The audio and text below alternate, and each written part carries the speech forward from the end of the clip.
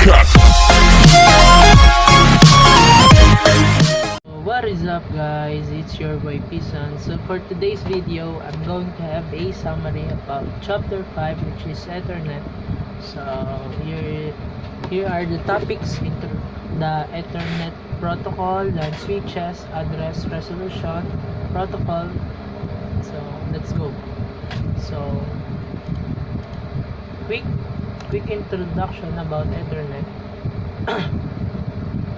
The OSI physical layer provides the means to transport the bits that make up the link layer frame across the network area. So Ethernet is now the predominant LAN technology in the world. Ethernet operates in the data link layer and the physical layer. The Ethernet protocol standards define many aspects of network communication, including frame format, frame size, timing and encoding. When messages are sent between hosts on an internet network, the host format the message into the frame layout that is specified by the standards. So another thing,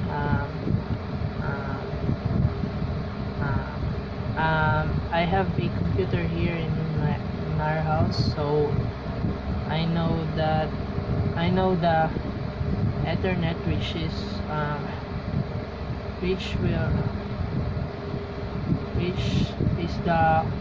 a cord that will connect to your PC, to your router or modem. So I think that is the Ethernet. So next, the Ethernet frame, Ethernet encapsulation.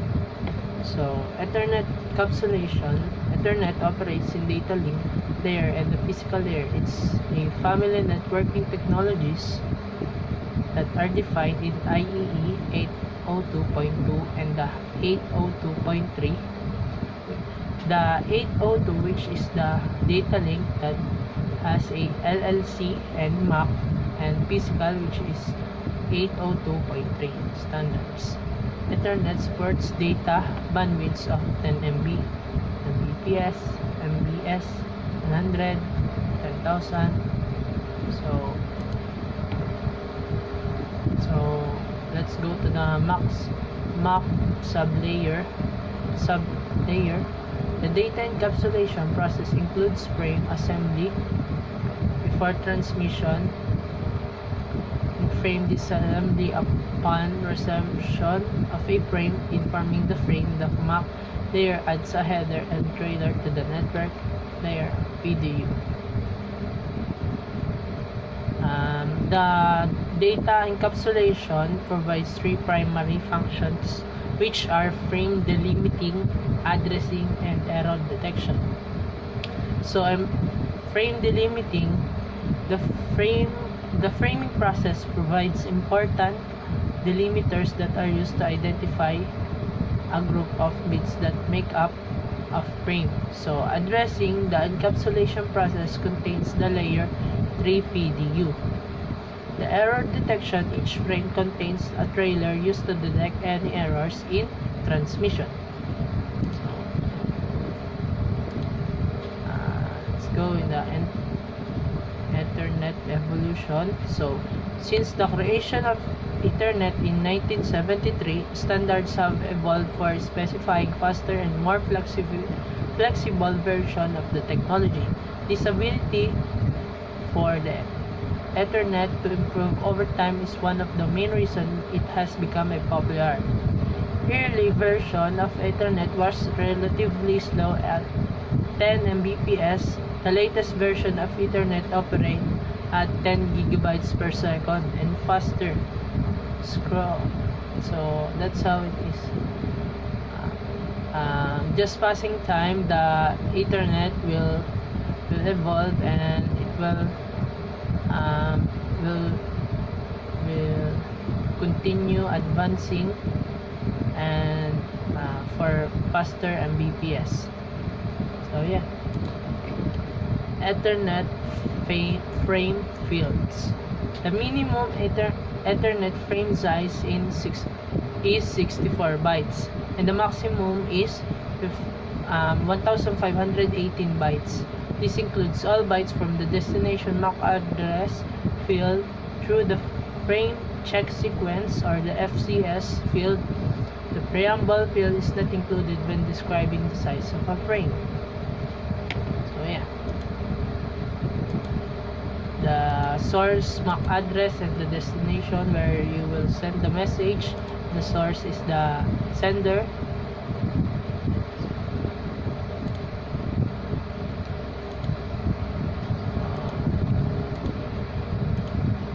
So let's go to the MAC addresses in hexadecimal. MAC addresses in hexadecimal. An Ethernet MAC address is a 48-bit binary values expressed as 12 hexadecimal digits, 4 bits per digits. So we all know hexadecimal is base 16 and 4 bits per hexadecimal digit.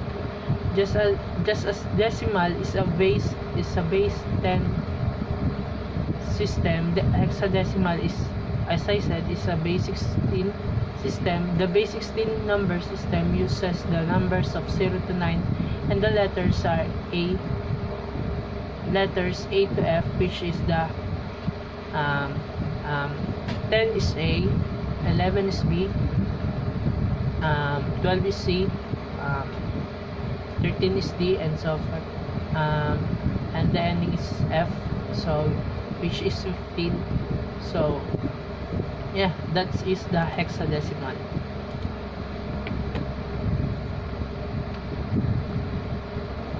Ethernet identity. In Ethernet, every network device is connected to the same share media.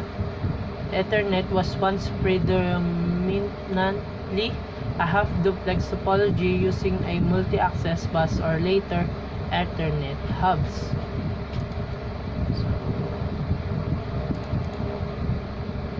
So this chapter talks about a lot of Ethernet, which will connect to the source and send to the destination MAC address. There are also switch fundamentals.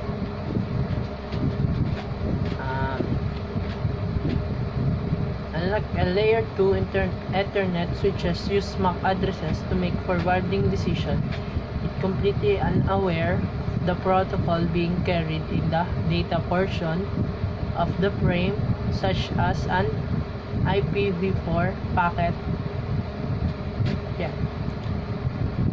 So learning MAC addresses. The switch dynamically builds the MAC addresses table by examining the source MAC address of the frames received on a port. So there are MAC addresses table which shows that the port of the MAC address and the name of the MAC address.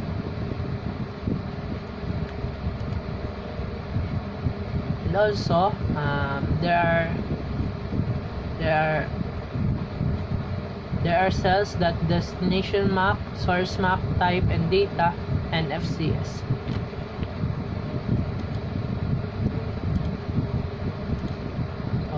So now let's talk about frame forwarding methods on Cisco switches.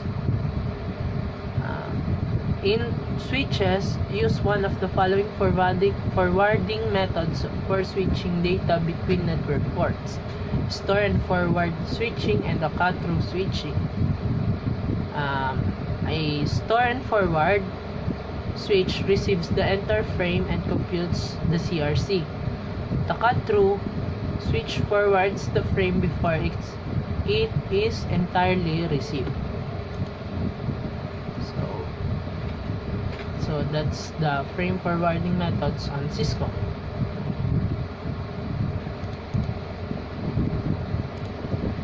So now let's talk about memory buffering switches.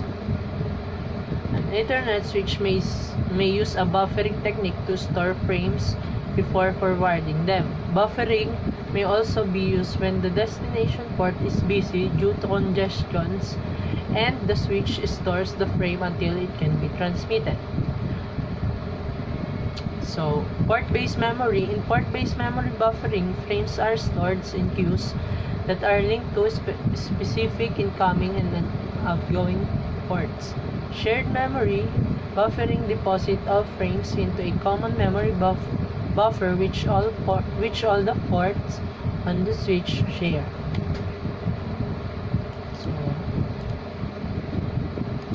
So now let's go to the duplex and speed settings.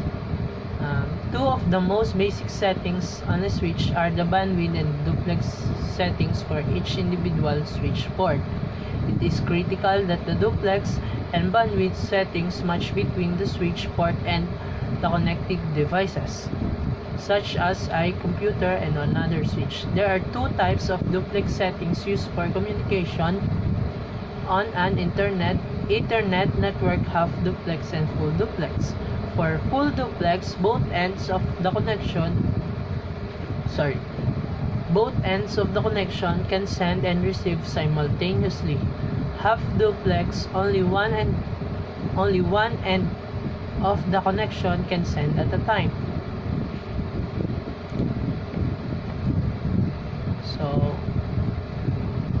So it can have a duplex mismatch, which is one of the most common causes performance issues on 10 to 100 Mbps Ethernet links occurs when one port on the link operates a half duplex, while the other port operates a full duplex as shown.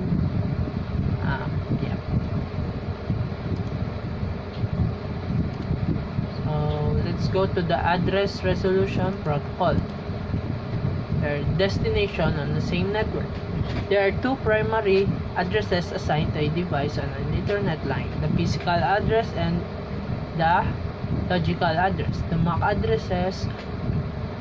The physical address is the MAC address used for Ethernet NIC to Ethernet NIC communication on the same network. Logical address, the IP address used to send packet from the original source to the final destination. So, IP addresses are used to identify the addresses of the original source and the final destination. The destination IP addresses may be on the same IP network as the source on maybe remote network.